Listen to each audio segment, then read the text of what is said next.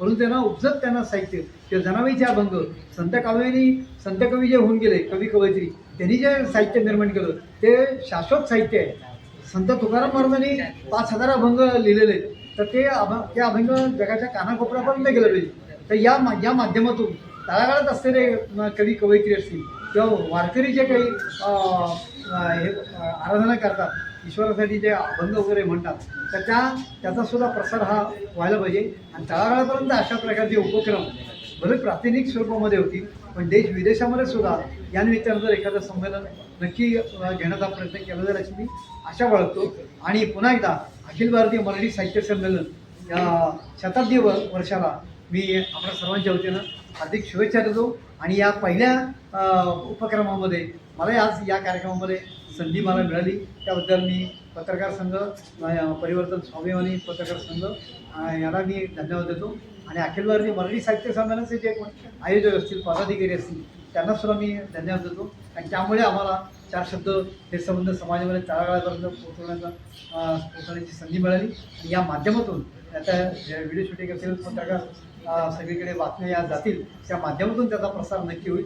आणि हे सगळे जे संमेलन 100वे संमेलन आहे हे सर्व मराठी माणसाचं साहित्य संमेलन आहे. एकट्या कोणाचं संमेलन असून जो मराठी जाणणार आहे बोलणार आहे वाचक आहे ज्याला मराठी भाषा समजते तो त्या प्रत्येकाचं हे संमेलन असं समजून सगळ्यांनी शताब्दी वर्षाचं संमेलनसुद्धा सगळ्यांनी पूर्णपणे त्याच्यामध्ये सहभाग घ्यावा अशी मी सगळ्यांच्या वतीनं विनंती करतो. धन्यवाद. एक प्रश्न आहे तुम्हाला की मराठी भाषेचा प्रचार आणि प्रसार हे होण्याच्या दृष्टीने आम्ही आग्रा या ठिकाणी शिवाजी महाराजांच्या आग्र्यावरून सुटका बरोबर या विषयावर एक परिसंवाद घेतो आहोत. हो बरोबर. आणि तो साहित्यिकाचाच एक भाग आहे. तर त्याबद्दल तुम्हाला काय वाटतं? हो तर हा जो उपक्रम आहे हा उपक्रम पण स्तुत्य आहे. कारण आपण मराठीचा स्वाभिमान मराठीचा मानदंड ज्याला म्हणतात आदर्शवादाचा मानदंड बनेल ते म्हणजे छत्रपती शिवराय. आणि शिवरायांनी जे काय आदर्श जर शिवरायांची सुटका झाली नसती तर आग्र्याहून जी सुटका झाली नसती तर काय झालं? आग्र्याहून सुटका झाली असतं तर आता जी परिस्थिती दिसते ती परिस्थिती पूर्णपणे बदलली असते बिकट परिस्थिती आली असते. आणि त्यामुळे म्हणून त्या पुण्याचं स्मरण करून आपण आग्रा येथे आग्र्याहून सुटका या विषयी सुद्धा अनेक वक्ते त्याच्यामध्ये परिसंवाद व्यक्त करणार आहेत.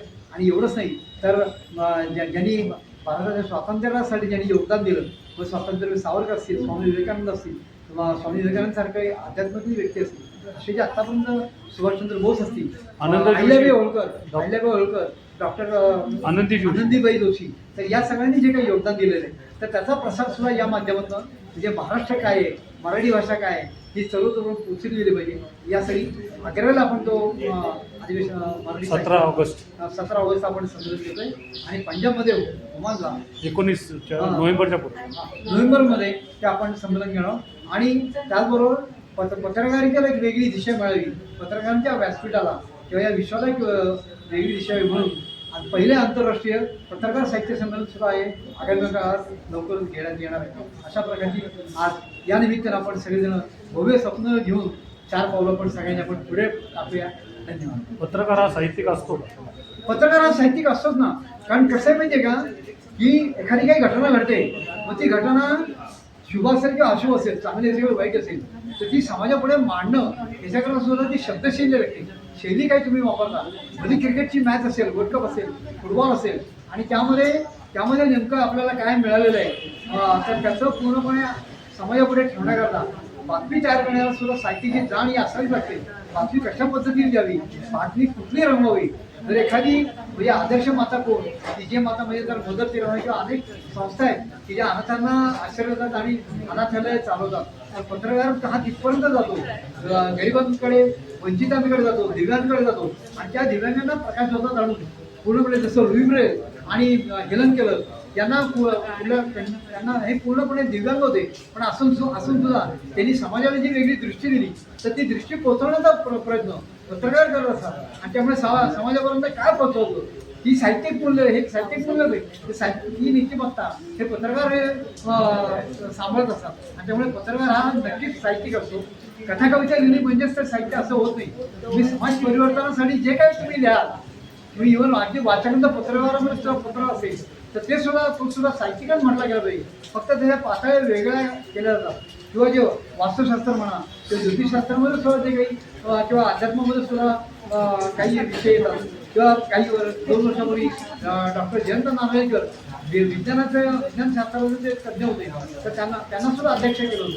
तर अशा प्रकारे पत्रकार असू दे की अन्य कुणी असू दे समाज परिवर्तनासाठी जो कोणी लिहितो तो साहित्यिक. त्यामुळे पत्रकार हा साहित्यिक आहेच ही माझी ठाम भूमिका आहे. परिवर्तन स्वाभिमान पत्रकार संघाच्या वतीने तुम्हाला आज जो जीवनगौरव पुरस्कार दिला याबद्दल तुमचे खूप खूप आभार आणि आमचा पुरस्कार स्वीकारल्याबद्दल आम्ही तुमचे आभार मानतो आणि साहित्यिक कट्ट्याच्या वतीने तुम्हाला पहिला जीवनगौरव पुरस्कार दिला याबद्दल आम्हाला खूप बरं वाटतं.